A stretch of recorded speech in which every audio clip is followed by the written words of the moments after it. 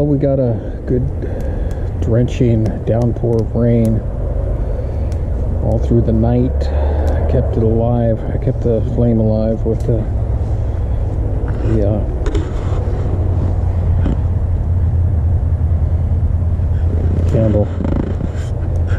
candle kept the flame alive.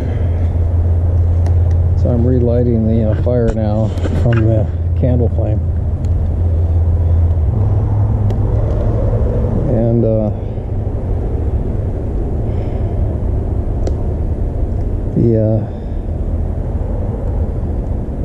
sun should be, well, there's only a 20% chance of rain for the next few hours, so I'm going to go ahead and light the fire again. It might, depending on how things go, I might put a rock in there and heat it up, and then we could wake these other pipes up.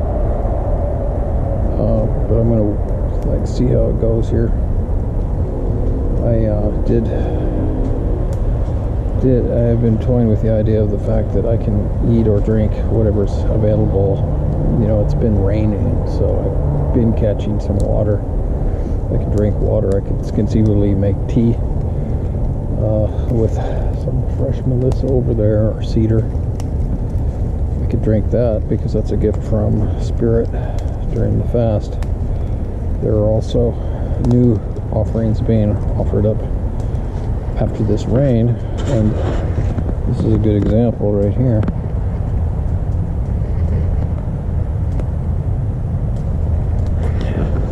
I had one of those, and that's not a violation of the fast, I don't think. Nice honey mushroom, I think it is. I'm not sure, so I don't think it's poisonous. It doesn't have any of the signs of a poisonous mushroom. So I had that small amount of nourishment, despite the fact that I'm having visions. I'm having visions of bacon, tomato, lettuce, bacon, cheese, and tomato sandwiches. It's my vision. I was thinking about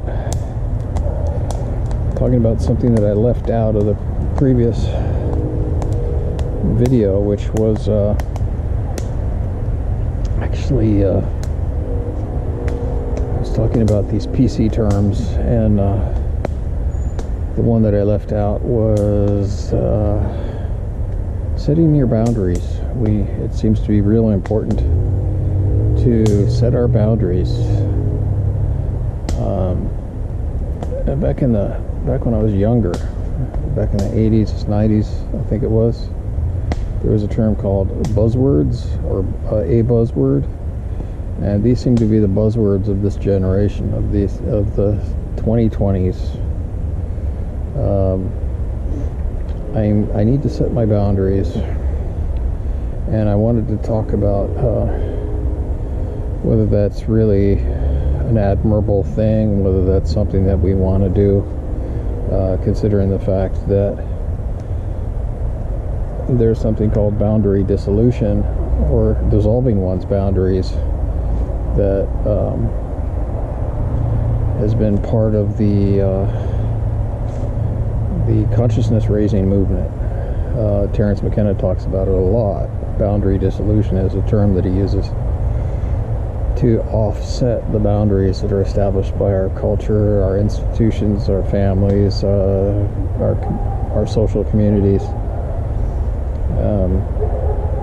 He likes to promote the idea that taking mushrooms or other mind-altering substances can dissolve our boundaries. That's what he says they essentially do, and that this is a good thing, and that this is why we should do them. In fact, I think he goes so far as to say that a presidential candidate should, the only good presidential candidate on the ticket would be one who's taken ayahuasca, which I have. But the fact that I've taken ayahuasca isn't the reason why I'm so spaced out. I'm spaced out because I haven't eaten for a couple of days. And I'm craving bacon, cheese, tomato sandwiches. But it looks like the fire's going to go. And the sun is kind of popping out, in and out. And I'll decide whether I'm going to talk about this topic or not. My Franciscan monk pal sent me a message a little while ago, and he said he didn't think it was a good idea. He is a psychologist and knows the term boundary dissolution. That's not the term that we're really using it. There are different meanings for boundary dissolution, as there are different meanings for the term setting your boundaries. So really depends on what you're talking about, what you really mean, and that involves communication. But what I was going to get into, if we decide to go this route and talk about this, is that saying to someone that you're setting your boundaries is basically cutting off communication. It's basically saying, I'm done with you and we're not going to talk anymore. We're not going to communicate. And what I'd like to do is set my boundary and say that I'm not going to allow anybody to set their boundaries with me. That's what I would like to do. And as a practical matter, I can't really do that. But let's cogitate on this fire for a little while and see where we go with that. So I've got a nice sized rock in the fire now, and it's deep in there, heating up,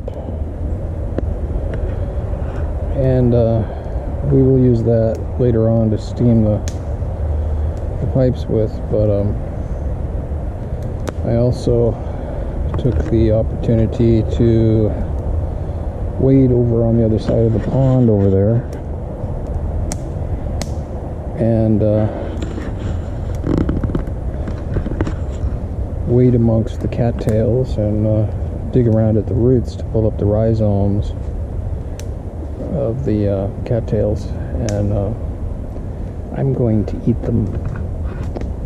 And here they are.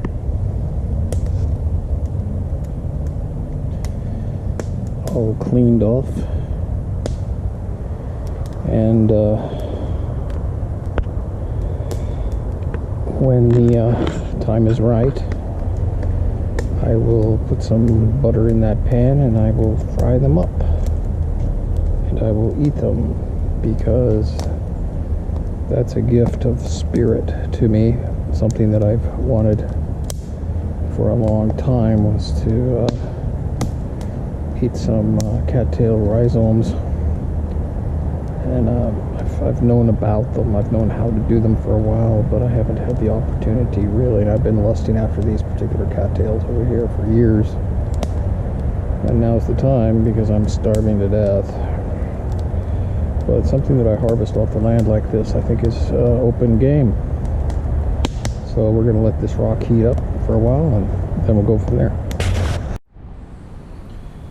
Okay, the sun's getting ready to set now. It's really cleared up. It's beautiful. This is the perfect opportune moment to wake these pipes up.